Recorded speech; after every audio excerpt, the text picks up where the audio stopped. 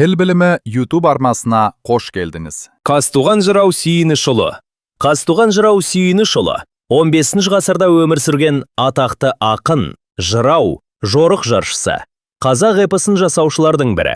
Ол қазіргі Ресей Федерациясының Астрахань облысы Красный Яр қаласы маңында дүниеге келген. Қазтуған Еділ өзенінің салалары Ақтоба мен Бозан бойын жайлаған түркі тайпаларының рубасы көсемі, әскербасы, батыр болған. Бұдырайған екі шекелі толғауында өзін, айдаса қойдың көсемі, сөйлесе қызыл тілдің шешені, бұршынның бұта шайқа разуы, бидайықтың көл жайқаған жалғызы деп таныстырады. Алаңда алаң, алаң жұрт толғауында. Халықтың Еділді тастап шу бойында алғашқы қазақ хандығын құрып, қоныс тебу кезеңін меңзейді.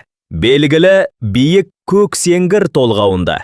Жыраудың өмір туралы философиялық танымы мен дүние танымы ерекше байқалады. Сонымен қатар оның сал-салпыншақ анау үш өзен атты толғауы да бар.